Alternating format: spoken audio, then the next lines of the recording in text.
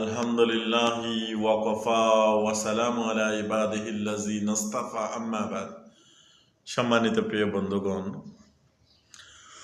রাসূল পাক সাল্লাল্লাহু আলাইহি ওয়াসাল্লামের ৬৩ বছর জীবন উম্মতের জন্য বিলীন করে দিয়ে দিছে।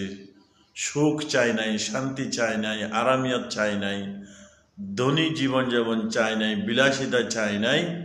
আল্লাহ রসুল সাল্লাল্লাহু আলাইহি ওয়াসাল্লামের একটাই তামান্না, একটাই শোক যে সমস্ত উম্মত কিভাবে জাহান্নামের থেকে হালাস হইয়া জান্নাতে প্রবেশ করতে পারে, প্রতিটা উম্মত কিভাবে জান্নাতের মিরাজদার বন্যা যায়।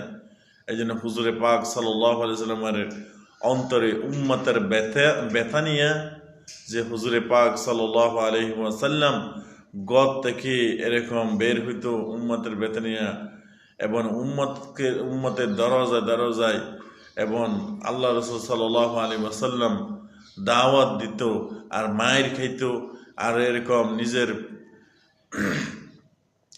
নিজের এরকম নিঃস্বার্থে উম্মতকে বাঁচার জন্য রসুল পাক সাল্লাল্লাহু আলাইহি ওয়াসাল্লামের ৬৩ বছর জীবন কুরবানি করে দিছে, যে শুধু আমাদেরকে কিভাবে আল্লাহ তাআলার সাথে সম্পর্ক করে দেওয়া যায়।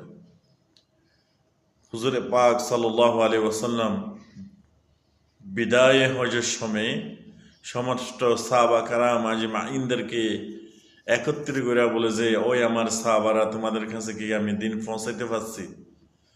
তখন সাহাবা কারাম আজমাইনরা বলে যে ইয়া রাসূলুল্লাহ সাল্লাল্লাহু আলাইহি ওয়াসাল্লাম, আপনি দিনের পুরা আহকাম, পুরা হক, মোকাম্মেল দিন আমাদের কাছে পৌঁছাইয়া দিয়েছেন। তখন আল্লাহ তাআলাকে বলে, ইয়া আল্লাহ, আপনি সাক্ষী থাকেন, ইয়া আল্লাহ, আপনি সাক্ষী থাকেন। আগের কওমরা যেভাবে নবীকে অস্বীকার করছে, ঠিক এরকম আমার উম্মত যেন এরকম অস্বীকার করতে না পারে, আল্লাহ আপনি সাক্ষী থাকেন। তো হুজুরে পাক সাল্লাল্লাহু আলাইহি ওয়াসাল্লাম বলে যে, বল্লুগু আন্নী ওয়ালাউ আয়া, তুমি একটা দিনের বাক্য জানো, এটা অপরকে পৌঁছানোর নিয়তে তোমরা গোদ থেকে বের হয়ে যাও, চলে যাও দিন পৌঁছানোর জন্য। ঠিক তেমনিভাবে ইসলামী ভিডিওগুলো নিয়মিত যারা শুনতেছেন, দেখতেছেন, চোখ কান রাখতেছেন, অপর ভাইয়ের কাছে শেয়ার করে পৌঁছাইয়া দিবেন। লাইক, শেয়ার, কমেন্টের মাধ্যমে আমাকে উৎসাহিত করবে। আপনারা সবসময় পাশে থাকবেন। আসসালামু আলাইকুম।